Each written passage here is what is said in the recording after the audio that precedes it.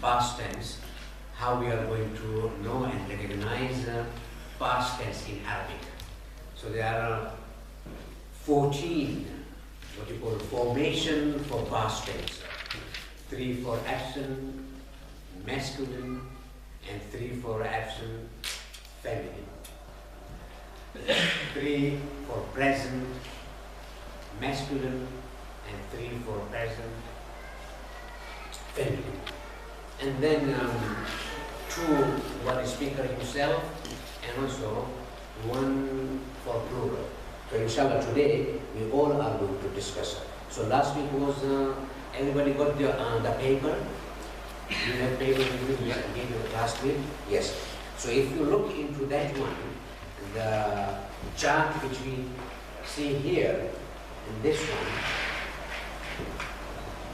let me just read. It says al-ghaib. Al-ghaib. You see al-ghaib? Yep. Ghaib means the absent. The tense for absent and also for masculine. Darasa, darasa, darasu.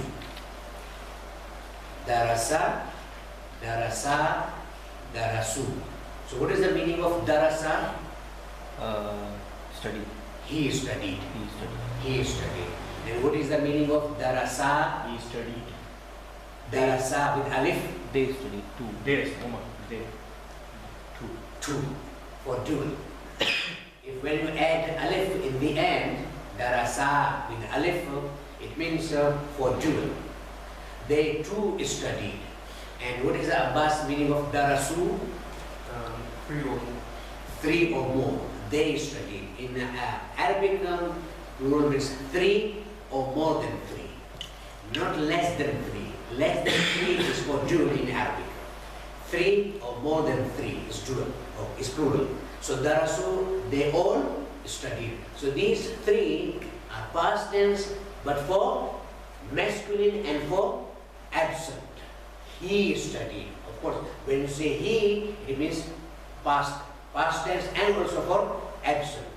They too studied darasa and darasu. So for darasu, if you look here,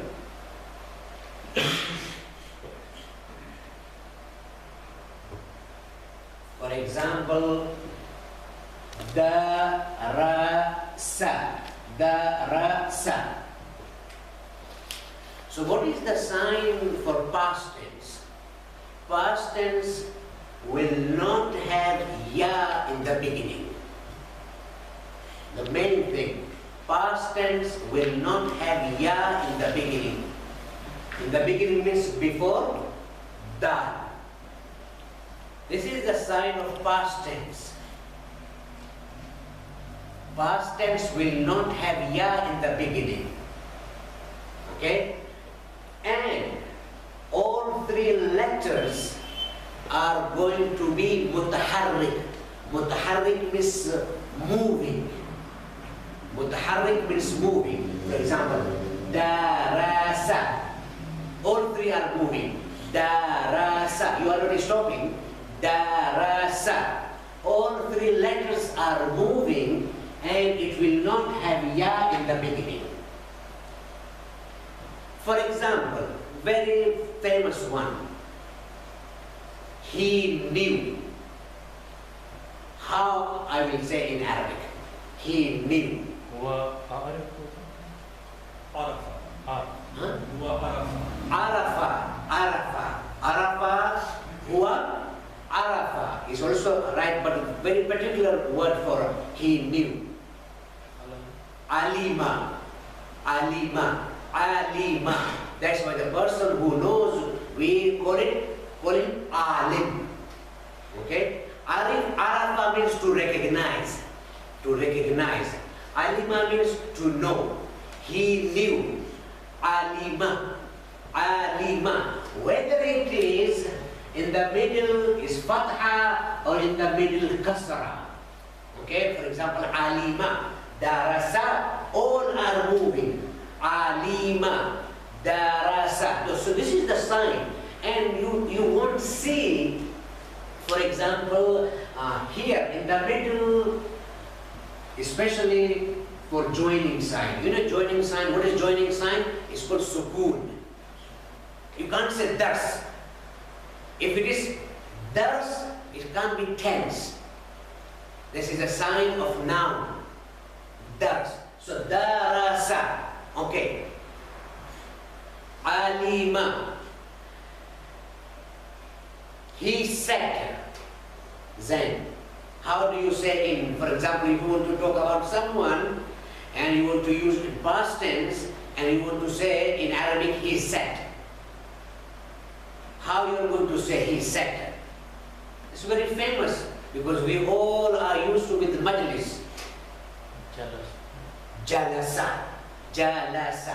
You see? Jalasa or darasa. You won't see any joining sign. You won't see any sukoon. You won't see ya before it. So always moving all three letters is a sign of past tense. Not having ya before it. So darasa, darasa with alif in the end.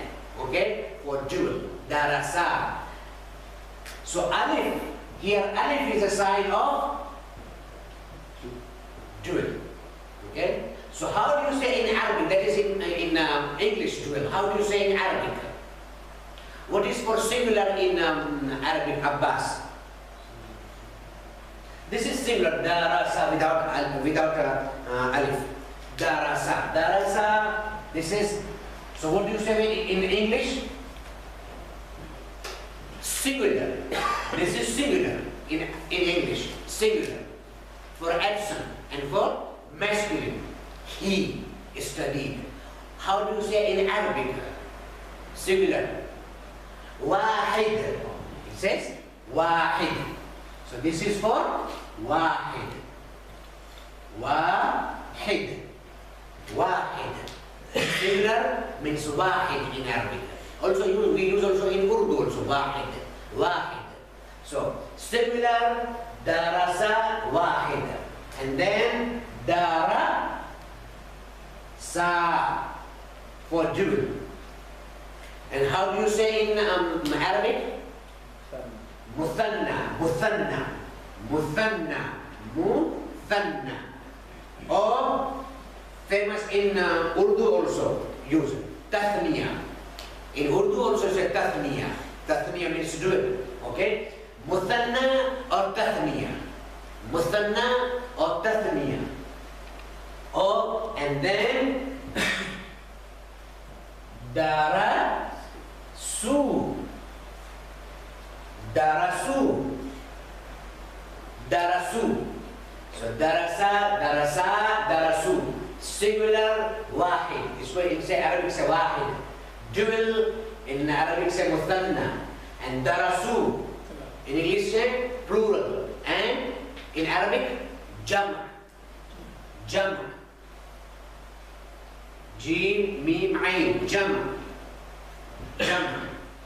Also in Urdu is jama. We pronounce in different style. Jama. So, in short, alif is sign of dual, and waw and alif are sign of plural. Darasu. And for example, say they knew. They knew. Whom? Without whom. Just you don't have to say whom. Arafa. No. They. Not two. Plural. Plural. Araf. Yes. Arafu. Arafu. Very good. They knew. And what did I say? Alimu. Alimu or arafu. Arafu. They recognize. Alimu. They knew. They too knew. Alima.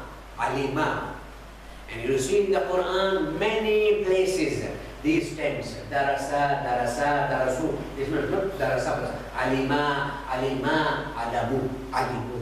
Okay. So this is for masculine. What about feminine? How do you go for feminine?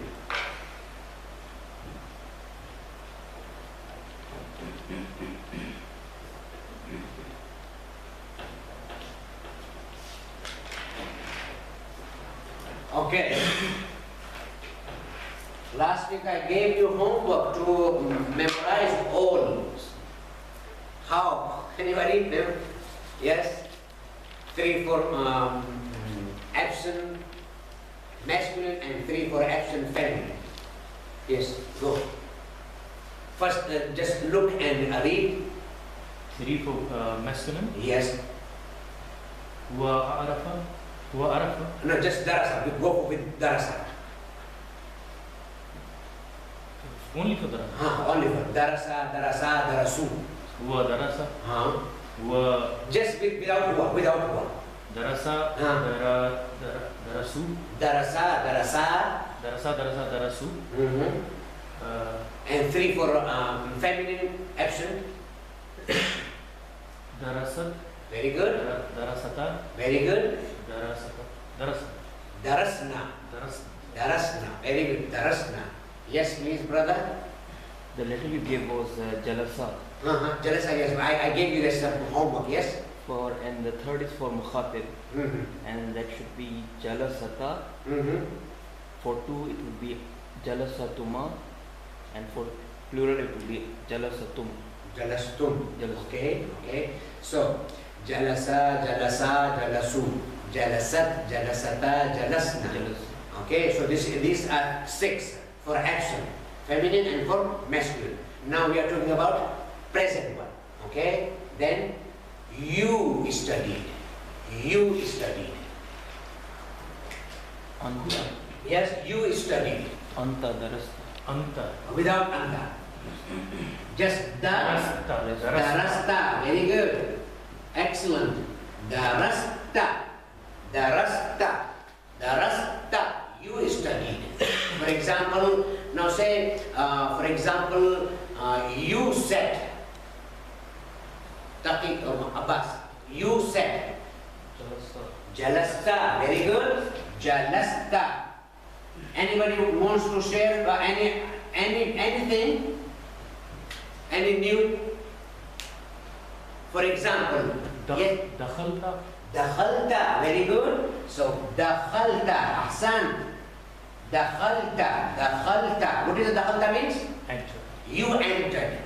Dakhalta. Anybody, any other? ذهبت. Sorry? ذهبت. Dhahabta, very good. Dhahabta, dhahabta, dhahab, dhahabta. What is the meaning of dhahabta means? Strike. He strikes. No, dhahabta. Dhahabta, he went. He went. Not he. You went. Because we are talking about this one. You went. Dhahabta, you went. Darasta, you studied. Jalasta, you sat. And dakhalta, you entered. Now say, you went out. خرجت. Kharajta, ahsan. Kha, and ra, and ja, and da. Kharajta, ahsan. Okay. Now, this is singular, wahid, and for mukhatab. Mukhatab means present. Singular for mukhatab means present. In present say in English. And how do you say in Arabic? Mukhatab. Mukhatab.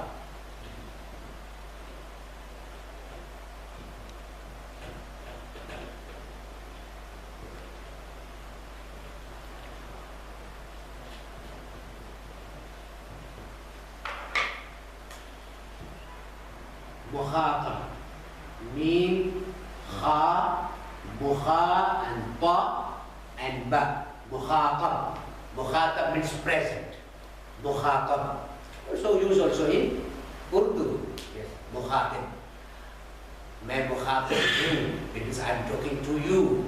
I'm talking to you. So mukhatab means present. So jalasta or darasta, this is for singular. For singular. Now we want to know about dual, present. Yes, brother. And it for jalasta or darasta, too studied. Yes. Jalastuma. You too studied. First. Darastuma. Very good. Darastuma.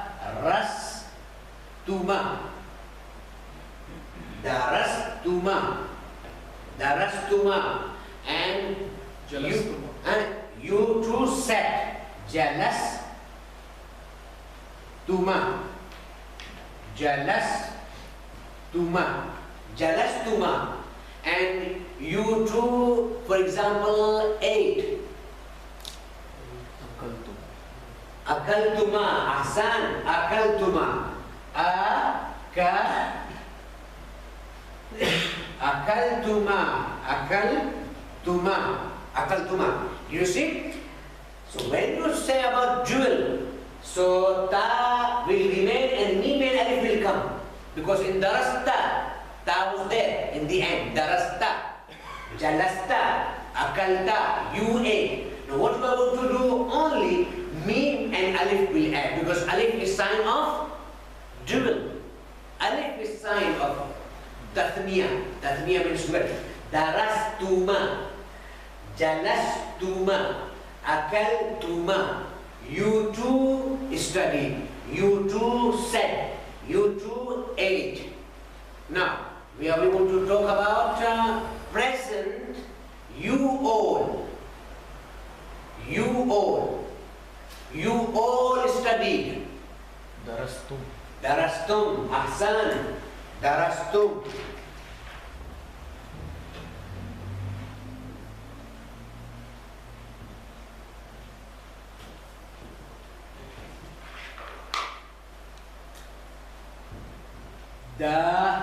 Darasa and tum.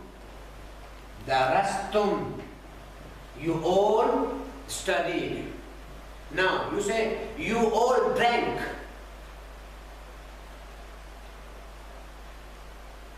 You all drank. Yes, say. Sharibtum. Sharibtum. Sharibtum. Sharibtum. Sharibtum. You all. So now, what's the... That was in the end. Again, you are only going to add only meme. But for what? For present. For absent plural, waw and alif. For present plural, only ta and meme. Only. Tum. Darastum. Sharibtum. Akaltum. Jalastum. It's very famous because Sharibtum. It's very famous will of Imam Hussein alayhi salatu wasalam.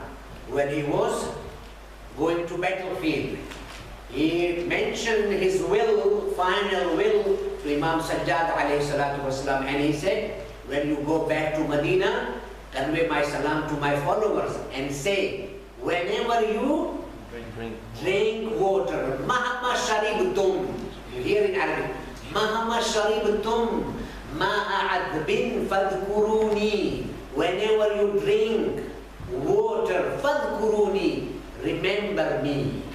So there you remember here, sharibtum, you drink. O my Shia, you drink. Sharibtum. Okay, so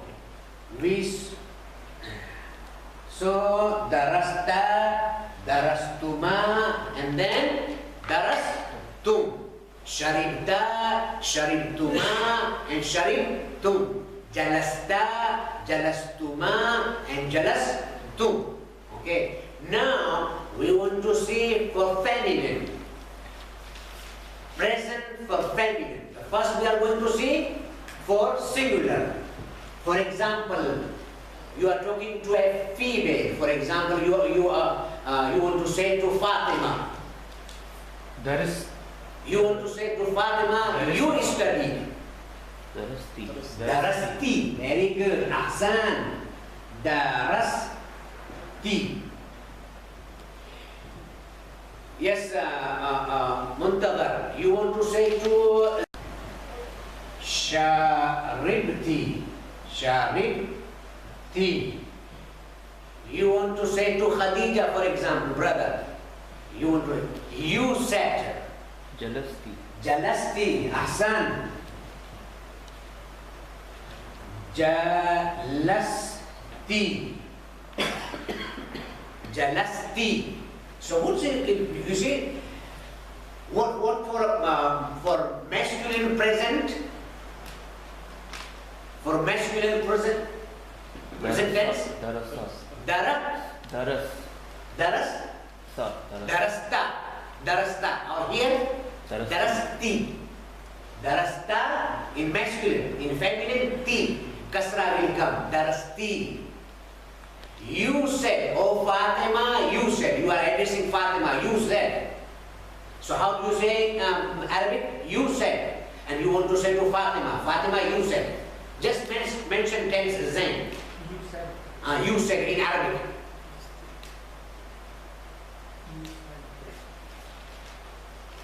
There isn't. Because it's a very famous, common. That's why I mentioned it. What qala means? Side. Qala means Qala. he said. He said. Of course. Past tense and also for absent. Now you said. You said. Kulta. Qulta ahsan. Now you female said. Kulti. Qulti. So every single will come on same pattern. Same pattern. There is nothing slight different. Qulti. Okay? Sharibti. Jalasti. Okay? Akalti. All are ti. Qulti. Dakhalti. Dakhalti, kharashti, all. Okay, so darasti and for dual, Darastuma. yes, will remain same. For masculine and feminine remain same for dual. Darastuma. Darastuma, you too studied. Darastuma. Darastuma. And you too drank. Sharibtuma. Sharibtuma. You too said. Kultuma. Qultuma. Ahsan. Qultuma. Qultuma. Qultuma. So, for dual, masculine and feminine will remain same. Will remain same for present. For present. If you look again, let me just do one and then we go into another one. So, darastuma, sharibtuma, qultuma. How we are going to know? Of course, if you are going to draw, for example, Fatima and Khadija, then you are going to say Fatima and Khadija darastuma. Okay? Zainab and Kulthum, sharibtuma. Okay? Or you are going to say Hussein and Ali, qultuma. Both. It depends on the sentence.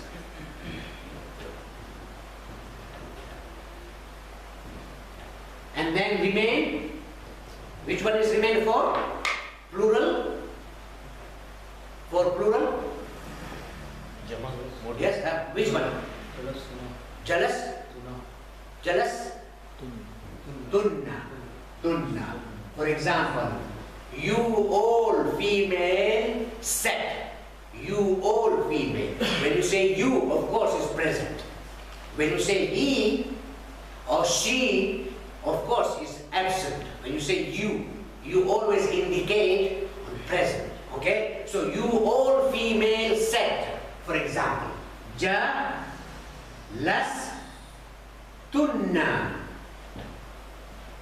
Jalastunna. So inshallah, every time we are going to do again and again, then inshallah, it will stick in your mind. Okay? Let me just ask one thing. Okay? Jalastunna. Jalastunna. Okay, you all female drank. Sharabtunna. Sharibtunna, very good. And anybody wants to contribute? Dakhaltunna. Dakhaltunna. Kharajtunna. Very good. Kharajtunna.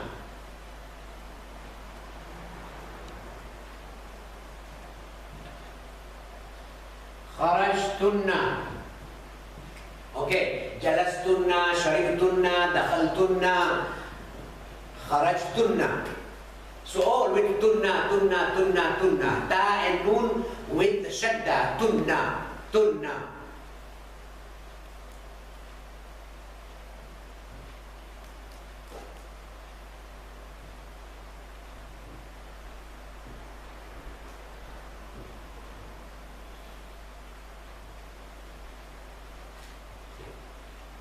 So there are many examples in the Quran, but I don't want to confuse you. But a simple way to recognize ta and noon with shadda in the end, tunna. So, jalasti, jalastuma, and then jalastunna. For singular present feminine, jalasti. For dual present feminine, jalastuma. And for plural present feminine, jalastunna. Jalastunna, sharibtunna, dakhaltunna, kharajtunna. Okay? Where Allah subhanahu wa ta'ala talks about women in the Quran on how they are going to get their share or what is their responsibility and how they are going to cover themselves. There Allah subhanahu wa ta'ala used all the tense, this tunna and hunna, like this. Okay, so how many have we done so far? 4. Huh? 4. So 3, 4 masculine absent, 3, 4 feminine absent, and 3, 4 masculine present, and 3, 4 feminine present. 12. How many remain? 2 remains. 2 remains. Okay. For example, it says speaker himself. Speaker himself or herself. When he or she is going to talk about himself or herself. For example, I want to say, I studied. Okay, I studied. So I'm going to say, darastu. Darastu. All is nothing but some ways da or ti or tu. It's changed the meaning completely. Okay? For example, if you want to say I studied and you say darasti, it doesn't make sense. Darasti means you female studied. Okay? And I want to say I studied and you said darasta, you male studied. So it's the same spelling, only the haraka, to I studied. Okay, I studied. Okay, I drank. Sharabtu. Sharibtu. Okay. I went out.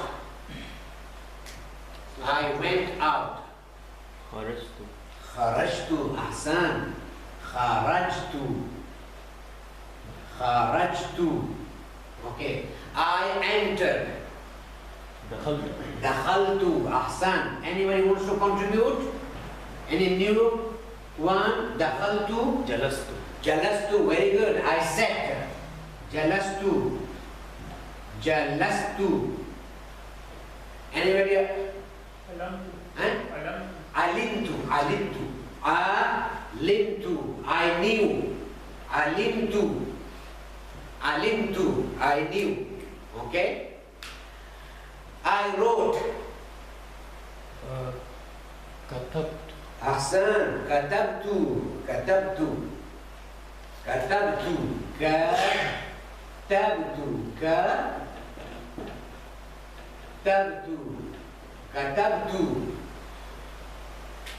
So when I write this type of thing is a joining sign, sukun. So ta is joining into ba, tab, tu. And always dhamma I write like this. Okay? Katab tu, alim tu, and any other Abbas? I want to. Huh? Dhahabtu, very good. Dhahabtu, I went. Dhahabtu. Because I want to just use simple one, because there are many but simple one.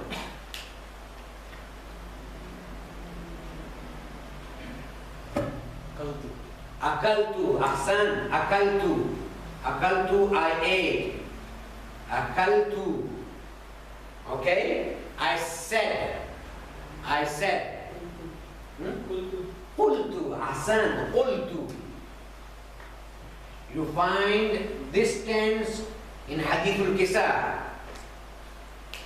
Qultu, Ya Rasulallah, Adkhulu, may I enter into the blanket? Qultu, I said. Imam Hassan said, I said.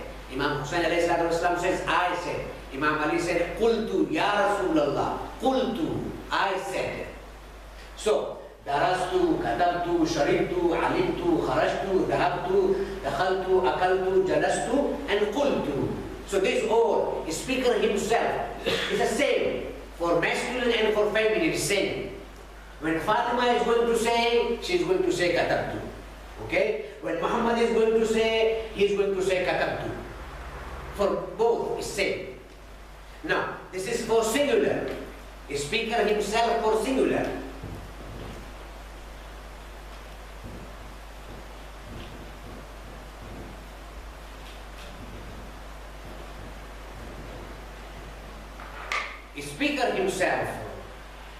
Speaker himself is come only for singular and for plural, not dual. The speaker himself only for two formations, singular and plural. For example, we all said, Jalasna, ahsan, Jalasna, Jalasna, with alif. Jalasna. So what if I write like this? It's the same pronunciation, but like this, but with different spelling. Jalasna. So what is different between this is Jalasna and this is Jalasna? So what is the difference between these two? Abbas. Fast. Yes? So what's the difference between with alif and with noon? Alif in the end, Jalasna, we all said. Noon in the end is the same pronunciation. If I say Jalasna, Jalasna, nobody knows it. Single. This one. Feminine plural. Ahsan, ahsan, feminine plural. Feminine. Jalasat, jalasata, jalasna. Jalasna. Feminine. It's the same pronunciation. You want, but jalasna, jalasna. Jalasna we all said. Okay. We all wrote. Katabna. Katabna, ahsan. Katabna. Katabna. We all drank. Sharibna. Sharibna. Sharibna. Sharibna. Sharibna.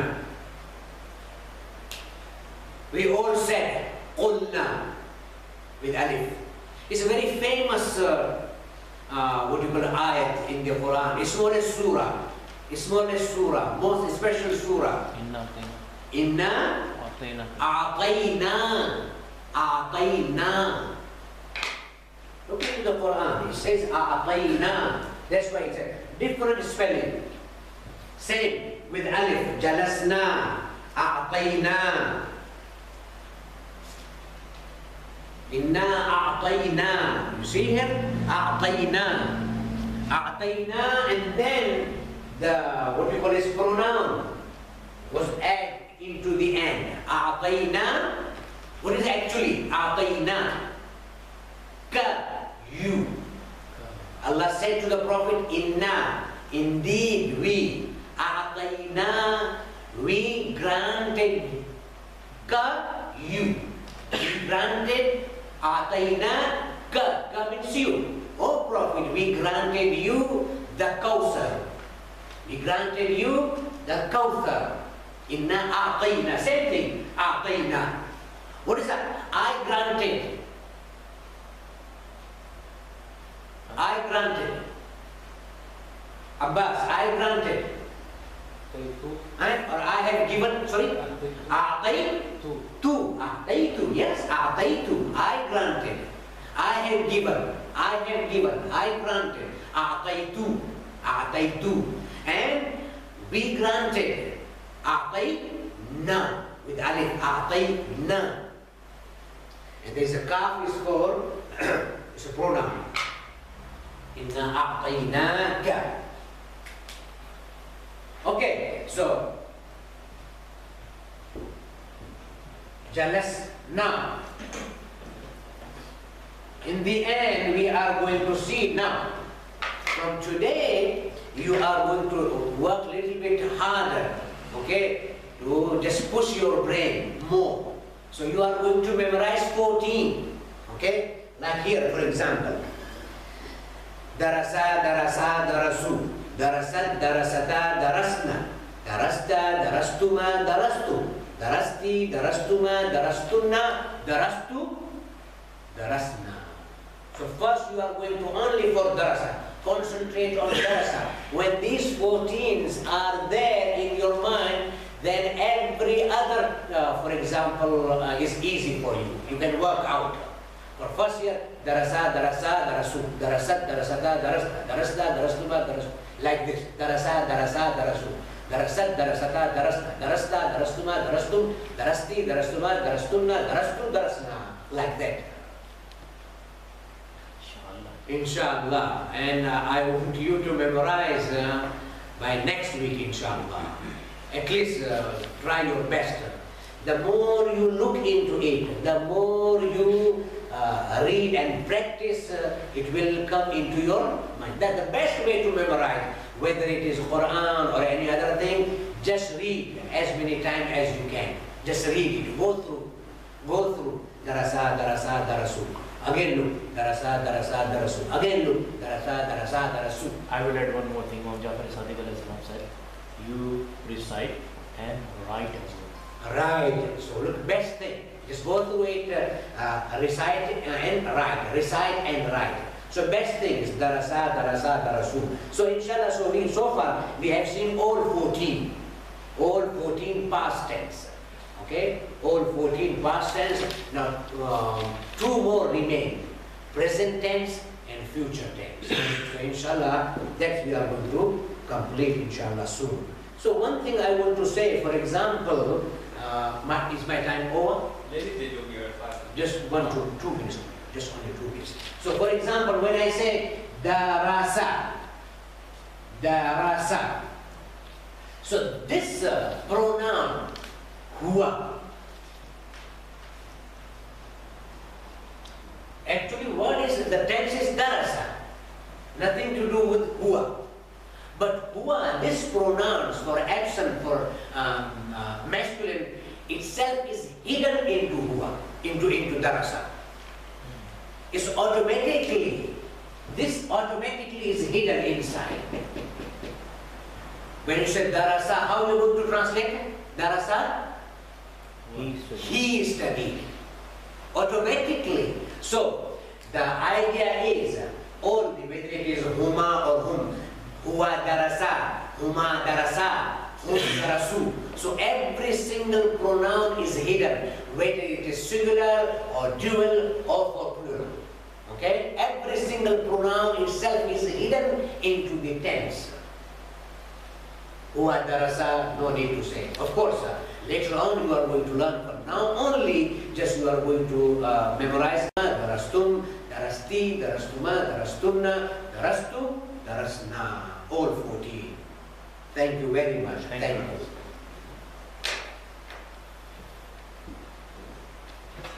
Let them just give 1 to 3 minutes so they can at least drink something.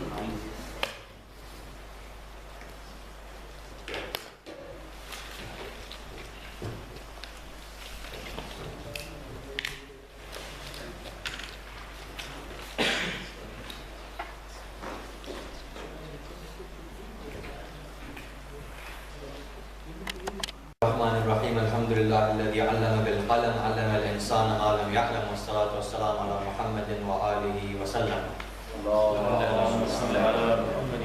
This is Bab Hadi Ashar lesson number 3, and last lesson we first started with what we call Talkhisul Muqaddimah, meaning a summary of the preface.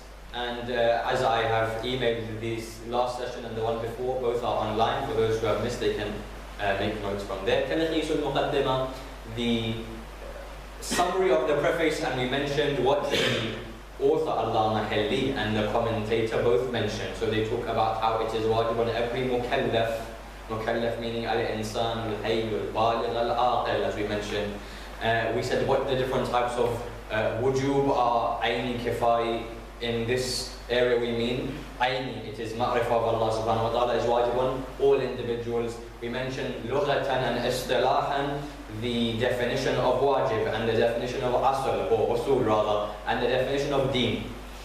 Then we went on to fasl awwal. I said fasl means section, and the first fasl was on ma'rifatullah ta'ala, and we spoke about wujud, existence, and we said that there are 3 types of existence. The first is wajibul wujud, the second is mumkinul wujud, the third is mumtani'ul wujud. Then we mentioned, as the commentator has said, why is it that we say wajibul wujud li dhatihi or li dhatih, mumkinul wujud li dhatih, and mumtani'ul wujud li dhatih? And the answer was ihtirazan min wajibil wujud li ghayrihi, to protect from that definition of wajibul wujud because of something else, mumkinul wujud, because of something else, mumtani'ul wujud, because of something else. This is what we spoke about last week, and those, if they are confused, they can watch lesson number 2 again.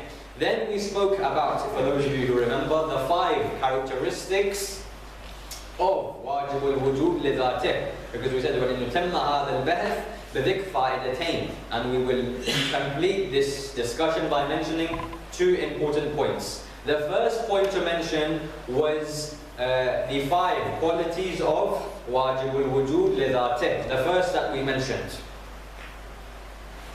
is that it cannot be wajibul wujud li dhatih and wajibul wujud li ghayrih together, because wajibul wujud li dhatih is independent, whereas wajibul wujud li ghayrih is dependent. So how can one phenomenon or one existence be both dependent and independent at the same time? That's the first thing we mentioned.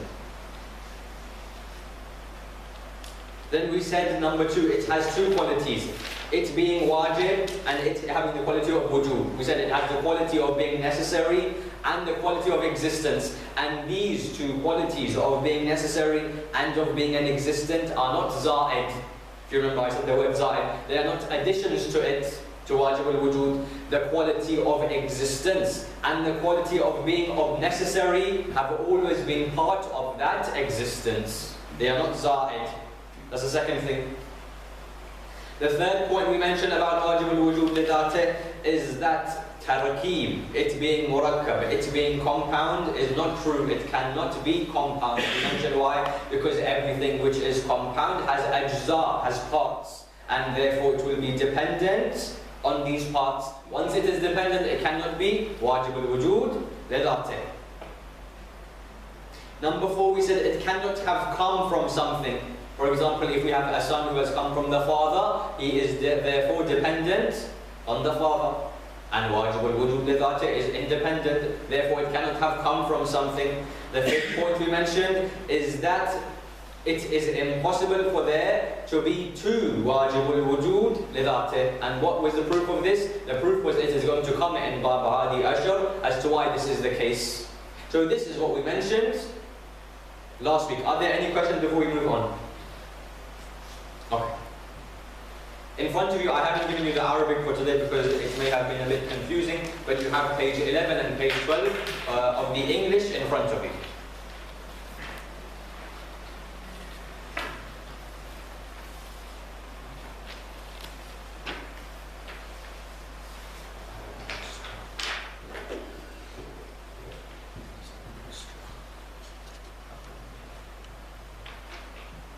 After mentioning the 5 points with regards to wajib al-wujud lidhatihi, now we mention a few points with regards to mumkin al-wujud,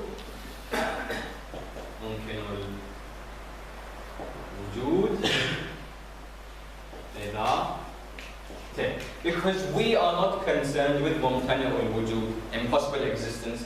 We are concerned with the necessary existence and the possible existence. Who is the necessary existence? Allah subhanahu wa ta'ala. Everything other than the necessary existence is mumkin al-wujud. So the first thing he mentions is that wujud and its adam. So these are all khawas. When we say khawas means specificities or qualities or characteristics. So khawasul mumkin al-wujud or khawasul wajib al-wujud. Khawas, specificities, characteristics of it. The first thing mentioned is that when we look at mumkin al-wujud, we understand that mumkin al-wujud, the possible existence, can either exist, can either be in wujud, or it cannot exist, which we call adam al-wujud. It can either exist, it can either not exist. This is the characteristics of mumkin al-wujud. Either wujud or adam al-wujud. Yes, because necessary existence, with the necessary existence we only have wujud. With mumtani al-wujud, the impossible existence, we only have adam al-wujud. With mumkin al-wujud, we have both. It can either exist, it can either not exist. For example, me, I am mumkin al-wujud, I am possible existence. I can either exist or not exist. The first point to mention is that existing and not existing, there is no superiority between the two. In other words, what the example is given is that of two sides of a scale. In the book, we have two sides of a scale. Existence, wujud, and its adam, non-existence. The first quality of mumkin al-wujud lidhatihi is that both of these are equal, like a scale, which is completely 50%. So there is 50% chance that I will exist, and 50% chance that I will not exist. It is not that this side is slightly more favoured existence, or this side is slightly more favoured. As it said in Bab Hadi Ashar, it is like a scale which is perfect on both sides, that there is 50% chance of mumkin al-wujud to exist, 50% chance that it will not exist.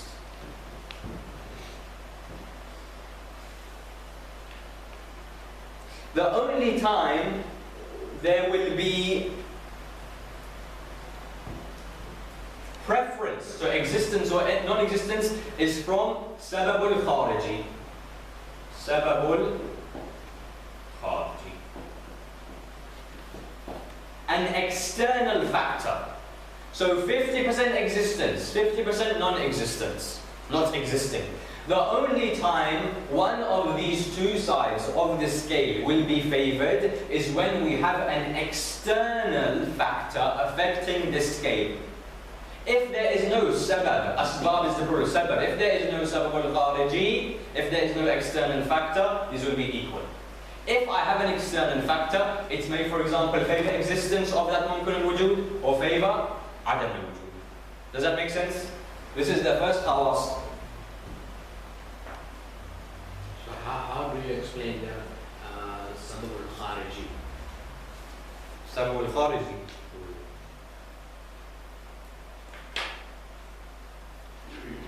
For example? External. For For example, in my case, okay, so what is sabab al-khariji in my existence?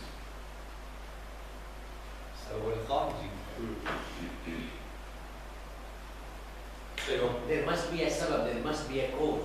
Your parents are the cause. Very good. Or for example, if you have an area of land where sunlight is able to go on that land and sun will affect its existence, this is also sabab al-khariji. But if there's an area of land where sun is not present, or there's an area where there is less sun, it will favor non-existence. But in an area where there is a lot of sunlight, it will favor existence. Number 2. أن الممكن محتاج إلى مؤثر أو إلى المؤثر.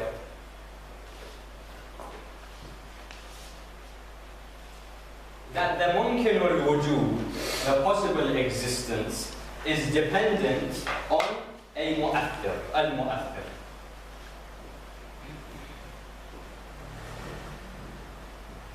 By al-mu'athir, we mean a mover.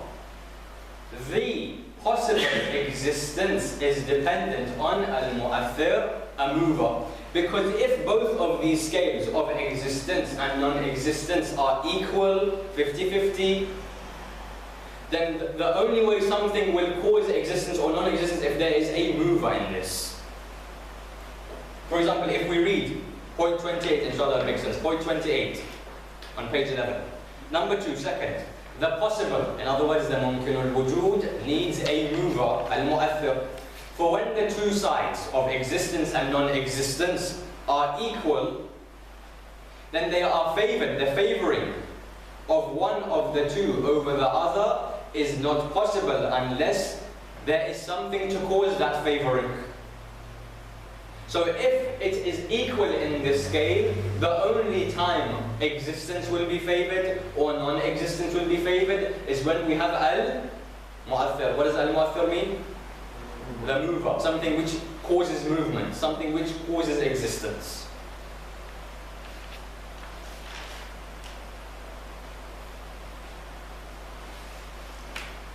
The possible is dependent upon a mover because when both existence and non-existence are equal, preference over one of the other is impossible only if is impossible except with a mover because they are equal. They are mutasawiyan. They are equal. So what is the first quality of mumkin al-wujud? The first quality? There is no superiority. Between existence and non-existence. The second?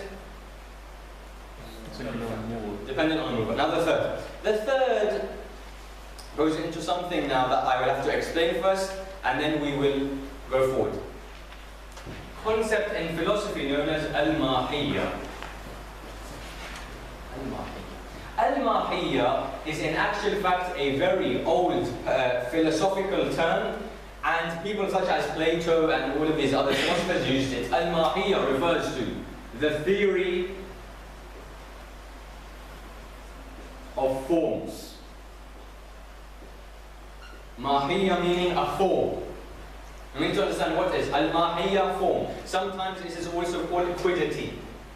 Mahiyya can either mean a form or quiddity.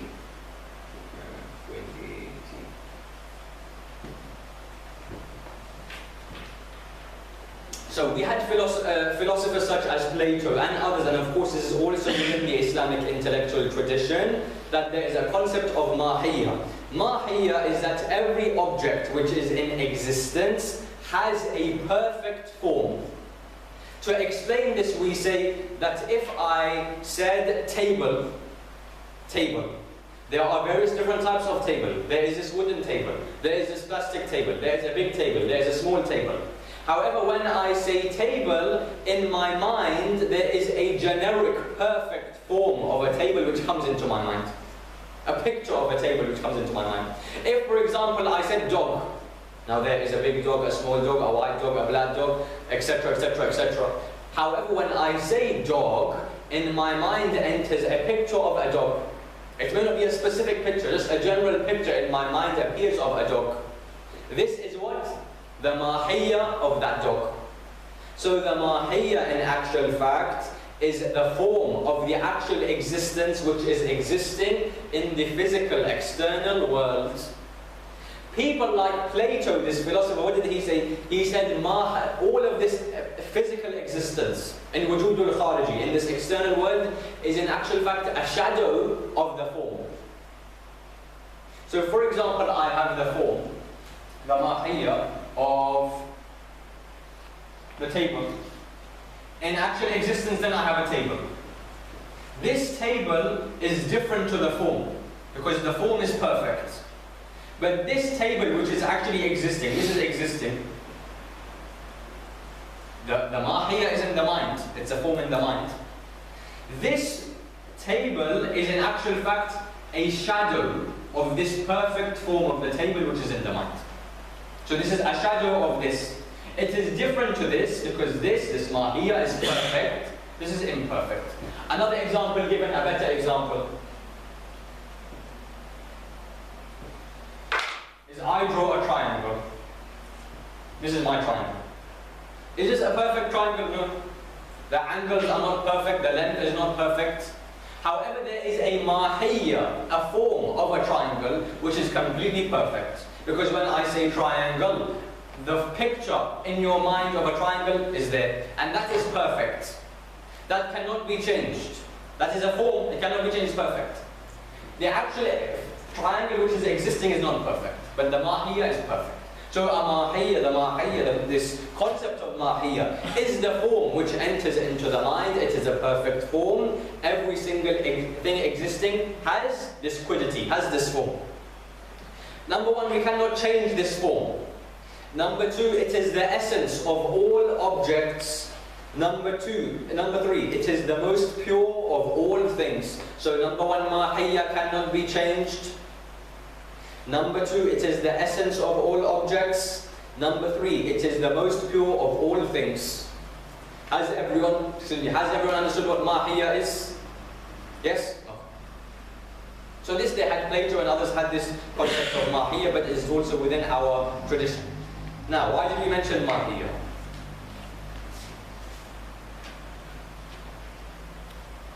What they say, if we read point number 29, so we've looked at two qualities of mumkin al-wujud lidhatih.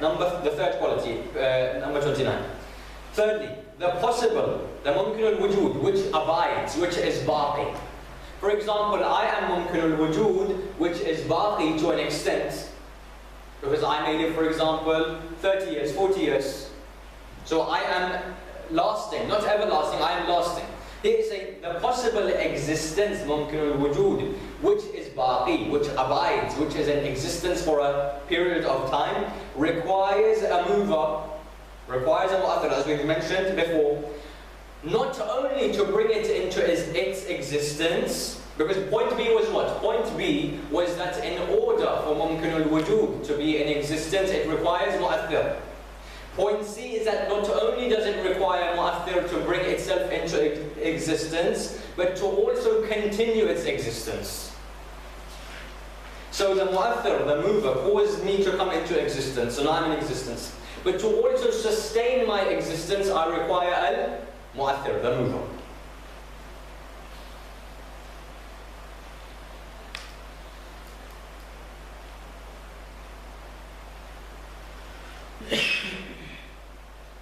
Now if we read the next bit, but we have said this because possibility is required for the mahiyya of the possible, and possibility cannot be removed from it, otherwise its change from possibility to necessity or impossibility would be required. I'll read this and I'll explain, this is a bit confusing. It has already been proven that ihtiyaj, need, is required for possibility, and possibility is required for the quality of possibility. The requirement of something required is it itself required. Now I know no one understood that, so let me explain. What we have said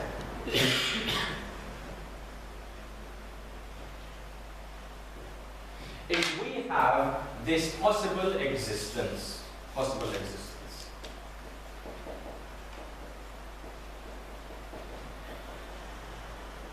How did this possible existence come into existence? al-mu'athir, the mover. So the al-mu'athir brought this possible existence into actual existence. To also sustain its existence, it is dependent. It is dependent on al-mu'athir. So al-mu'athir brought it into existence, but to also sustain its existence, it is dependent on this.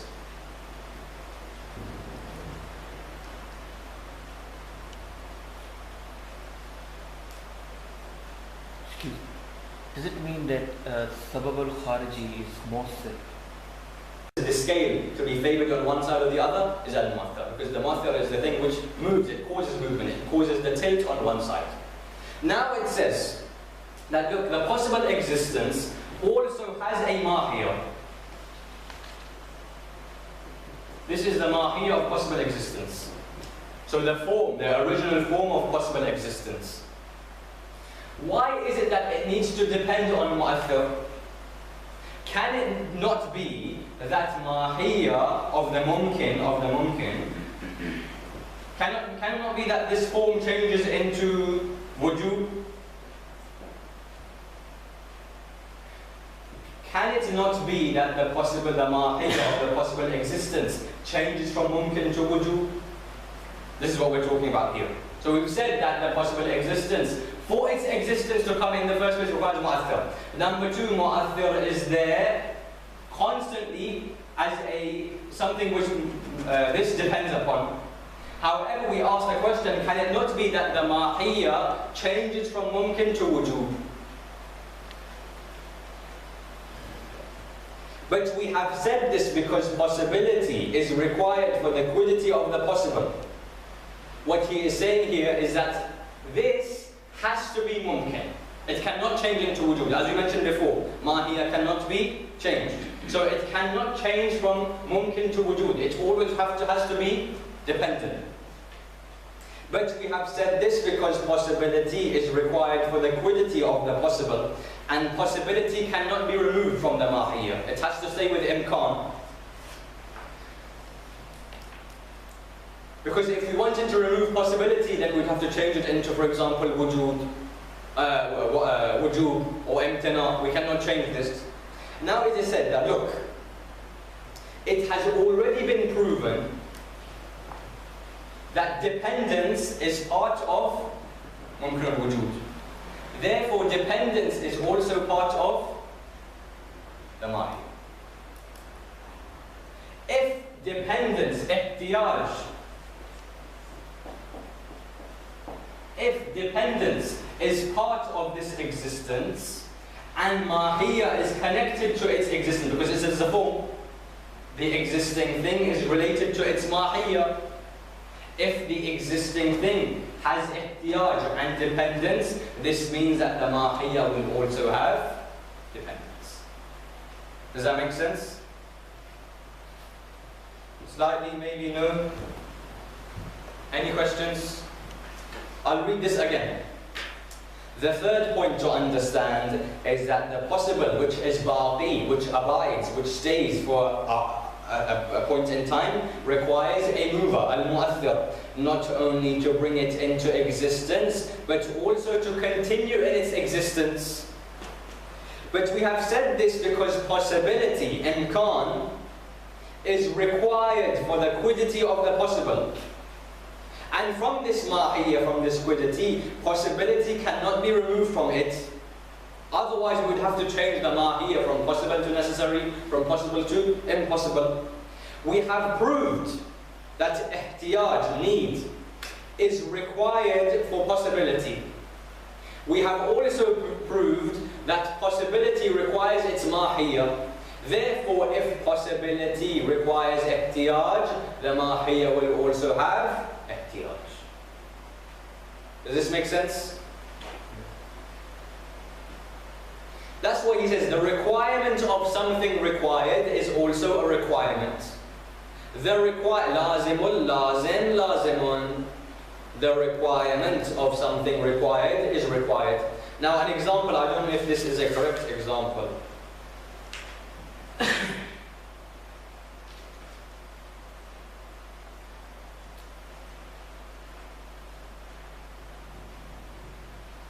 The requirement of something required is also a requirement. So it is required for the mumkin to have its mahiyya, which is also on imkan. If mumkin has ihtiyaj, the mahiyya will also have ihtiyaj. This is what we're saying. So in a way, can we say that Mahiyya is dependent on ihtiyaj? Same thing, there's a possible existence also require ihtiyaj, and Mahiyya also require ihtiyaj. Ihtiyaj is dependence itself. So how can we say it is dependent? Mahiyya is, sorry, I meant Mahiyya is dependent on existence. Because the mahiyya can exist when its form in the external world does not exist. Are you trying to say that the mahiyya depends on the person who's thinking and supervising without the person? No, and the mahiyya isn't actually in the brain. According to these philosophers, there is a whole realm of forms. According to philosophers, there is a realm of mahiyya. So it's not related to me and you. So that those forms are already there. What we are saying, however, is that there is also a form of imkan, of possibility, of possible existence. When its counterpart in the physical world is dependent, mahiyya is also dependent.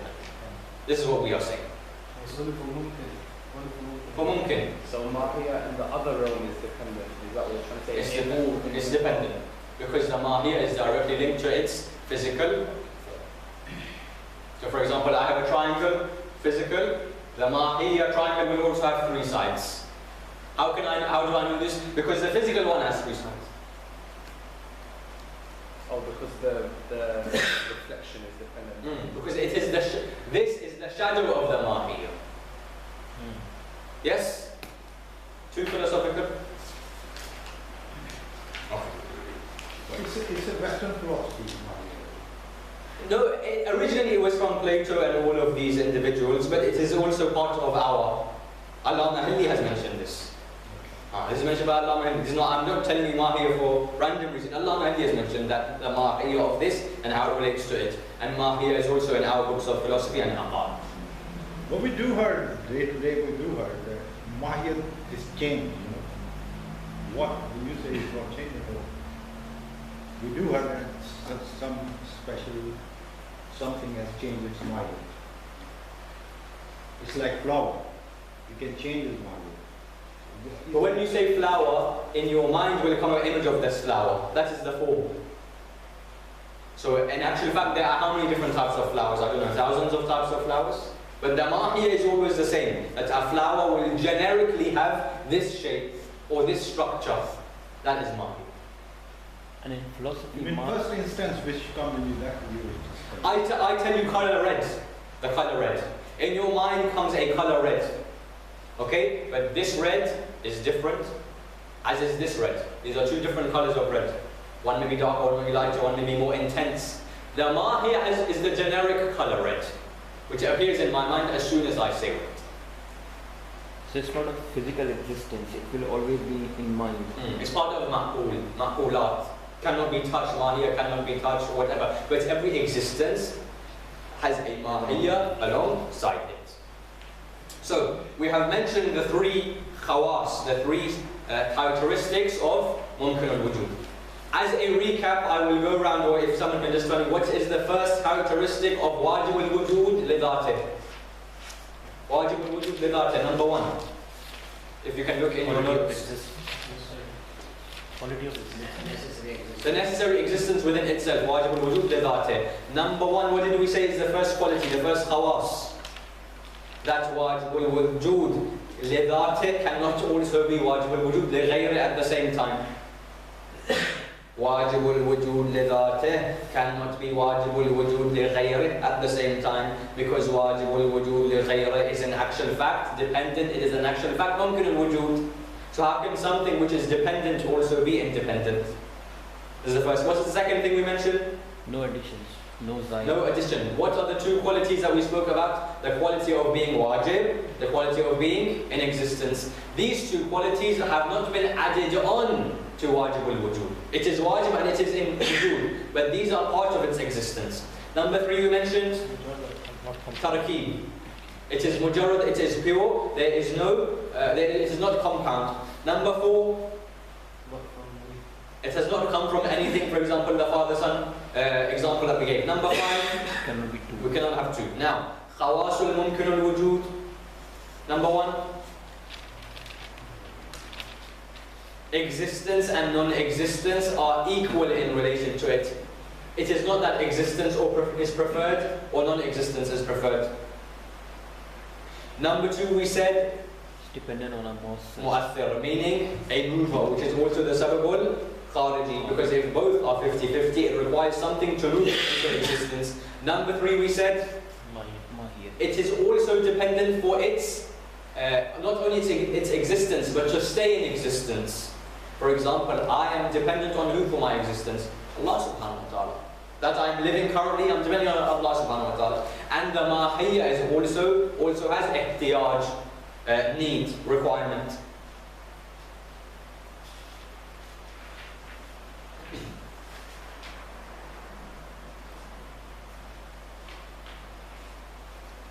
Then what they go on to mention, what Allah Mahalli goes on to mention, he says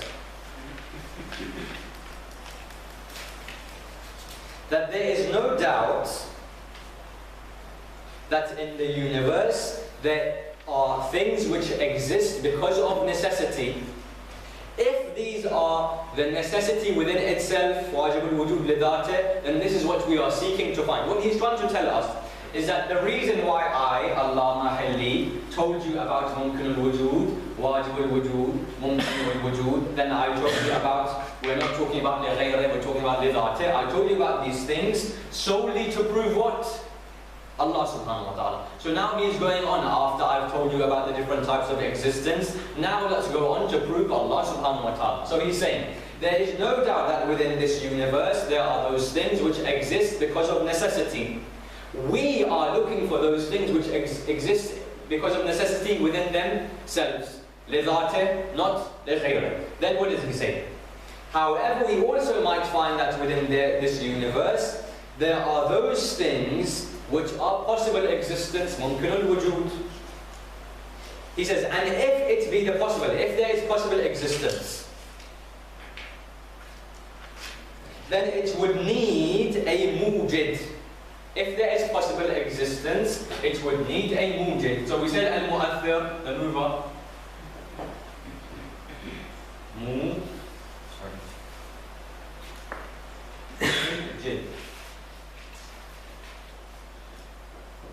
The translation we are given here of mujid is the bringer into existence. So if we have a possible existence, it requires something which brought it into existence, because it is dependent, as we said. This is called mujid.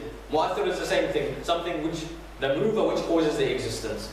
He is saying, if that existence is possible, then it would need a mujid, a bringer into existence, which would bring into existence of necessity.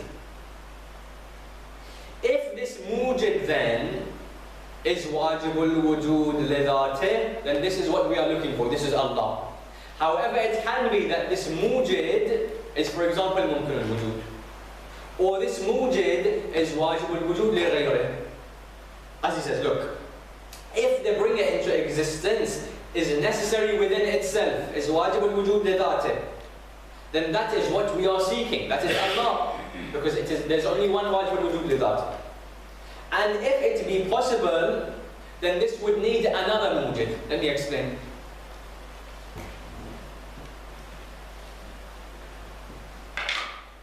There is a man. What brought him into existence? His parents.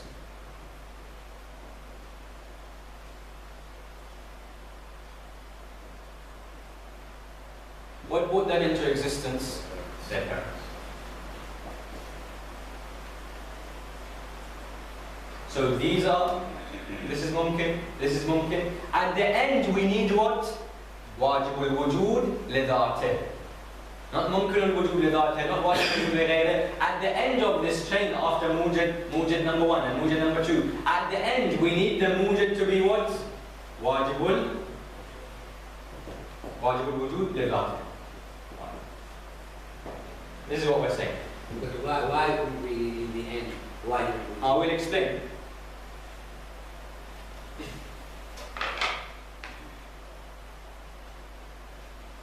But before we explain that, he mentioned something. That look, we have this chain.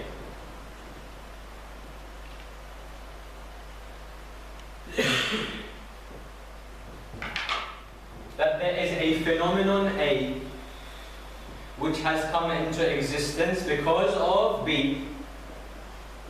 So what is the mujid? A. This has come into existence because of this. So this is the mujid. He says, sometimes it can be that people will say, okay, this has come into existence because of C. And C has come into existence because of A. Is this possible? This is called circular existence. Is circular existence possible or not? Yes or no? No. If it is, explain to me why. If it isn't, explain to me why not. There was a time where A wasn't existed at all, so how can C come into existence when A wasn't existed? Exactly. Circular existence cannot work because look, A is dependent upon B, B is dependent upon C, C is dependent upon A. Therefore, A is dependent and independent at the same time. And how can something be both dependent and independent at the same time? Because this depends on this, but this is also the cause of this. In actual fact, this system would not, nothing would come into existence if we had circular existence. Because each phenomenon would be both dependent and independent. It would have need, it would also be a cause. How can something have need and be a cause at the same time? So if an atheist was to come and say that circular existence is the reason why we are here today, we will say this cannot be possible. Number one. Has that made sense? Number two, what Allah Mahilli mentions is that we should have A, which came because of B, which came because of C, which came because of D, and this goes on and on and on. This is mumkin. The mujid is always mumkin. And so we have what we call tasalsul. Tasalsul meaning infinite regress, an infinite chain of mumkinul wujud as the mujid. Or as they mention here, an endless chain of possible existences. We have shown why circular existence is not correct. Why is infinite regress now not correct? That if we say that A was caused by B, I was caused by my parents, and this went on, this went on, this went on, this went on, and it is infinite, there is no end. How can I refute this ideology? What's the answer to this? There's no existence. Okay, example given is that there is a race. There is a race. This is the start line. There is an infinite number of people on this line. Each person is told, you will only run when the person on your left will run.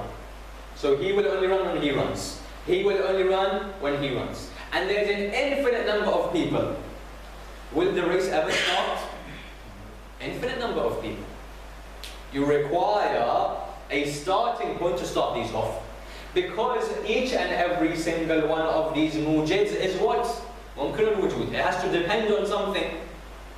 If it depends on something, it requires something which is external and necessary.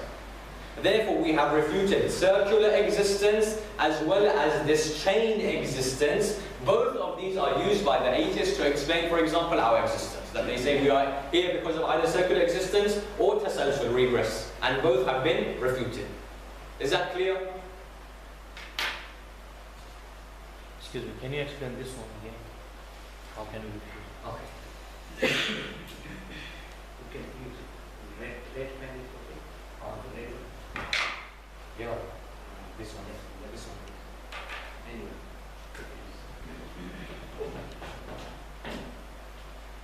So I have, for example, a plant. How did this plant come into existence?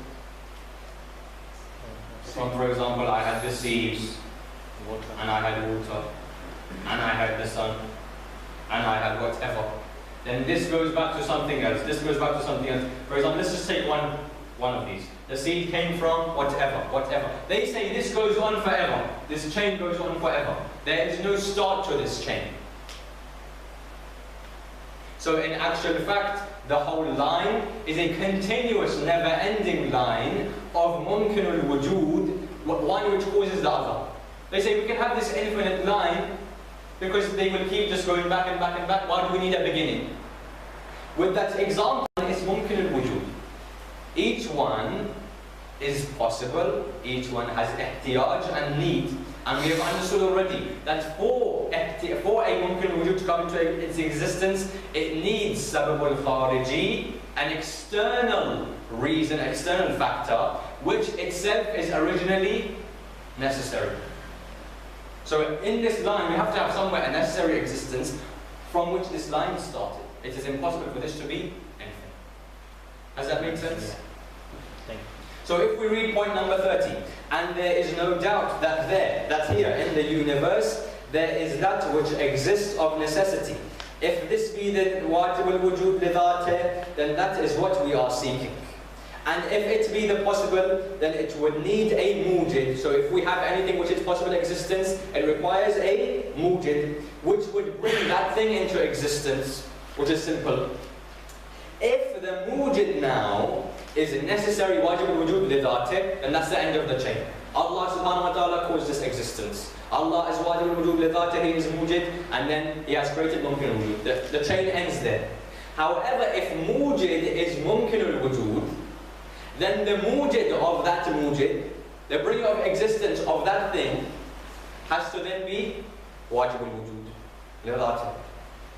Because if we say that it is not the case and it is circular existence, then we have refuted that. If we say it is constant line of mumkin al-wujud, we have also refuted that. So he says, if the bringer into existence be the necessary in itself, then that is what we are seeking. And if it be the possible, then it would need another bringer into existence to bring it into existence. If then this second bringer into existence is the first existence, then we have the circle. So if we have A and B is caused by A, we have the circle, as we've shown how that cannot be possible. And this is a fallacy, and it cannot be true. If it is another possible existence, then we will have an endless chain, and this is also a fallacy. An endless chain cannot be present. For all of the links in this chain would include possible existences, which are all mumkinat. Hence they share in the impossibility of existence in themselves, hence they require a bringer into an existence which is necessary and outside from themselves. So we have this chain of A, B, C, D, E, F, G, H, I, J. All of them are mumkin al-wujud. If they are mumkin al-wujud, there is possibility of existence, possibility of non-existence. Which means there must have been something external, outside of this chain, which caused their existence. This is what we are saying.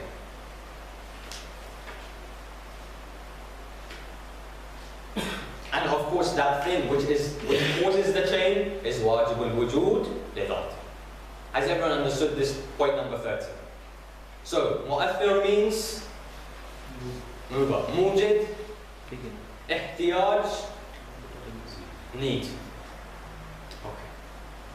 Mahiyya, everyone has understood Mahiyya, the form? Okay. Now last small bit, and then we can finish.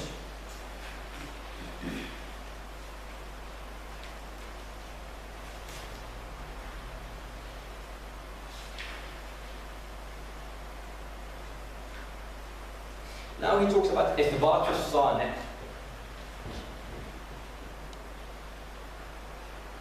So now after speaking about existence, we go to ithbat.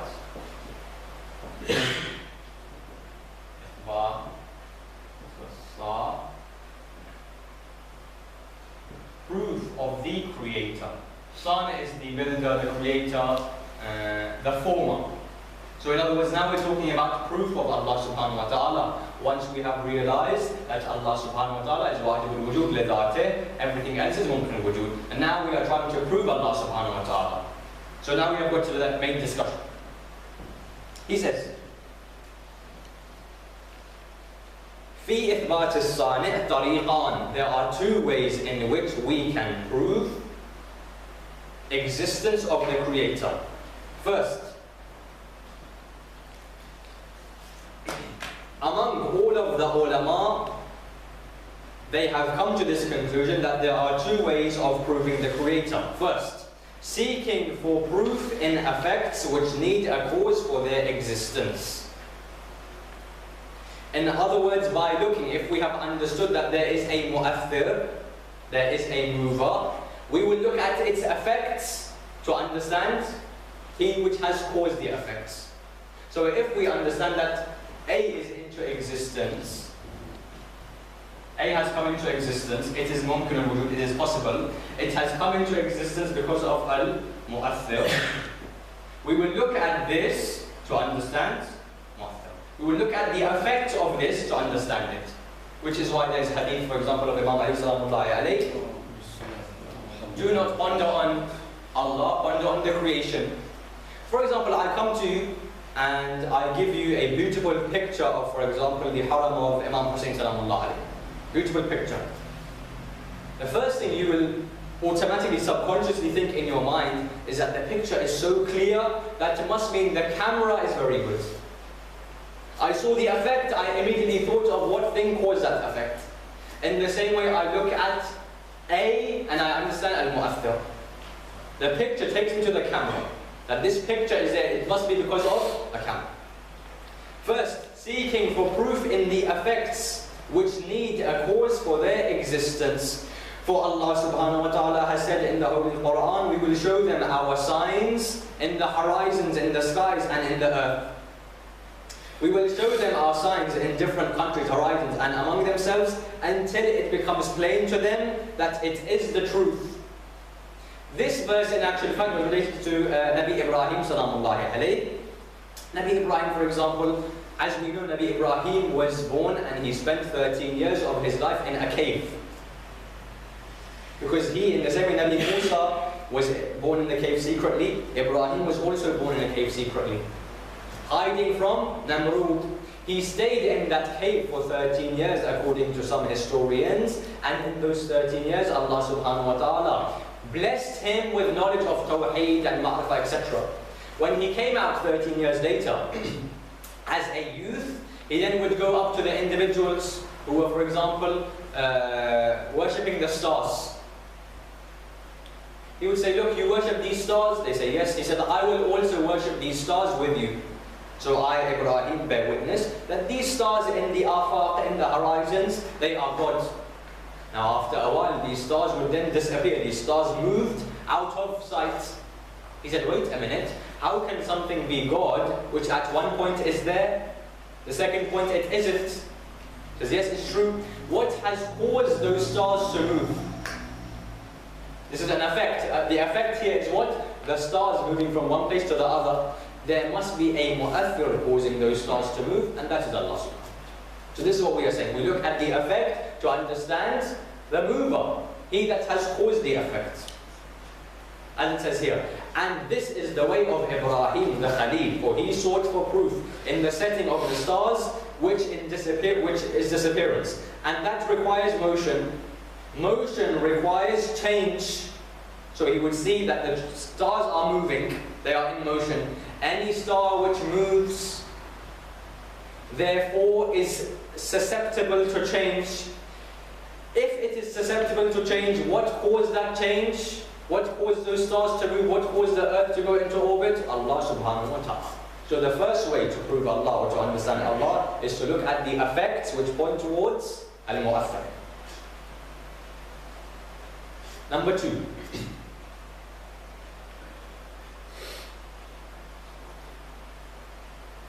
Second is that one should speculate about that which exists itself and divide it into the necessary and the possible. That division may bear witness to the existence of the necessary from which proceed all the possible existences which are separate from it. And there is reference to this in which, in the Holy Quran, in which Allah subhanahu wa ta'ala says, "Is it not enough for thee that thy Lord is witness of all things?" So here we are saying is the second way to understand God, is to understand that every existence, logically every existence either is necessary or possible. And once we divide existence into necessary and possible, and we understand that the possible has this characteristic, the necessary has this characteristic, automatically we'll be able to prove Allah subhanahu wa ta'ala. Does that make sense? So the first way to prove Allah, or the first way, Ithbatus Sani', prove the creator, is through looking at the effects of this creator. For example, movement. The earth is in orbit, the sun is moving, the moon is moving, everything which is moving is susceptible to change. What caused that change?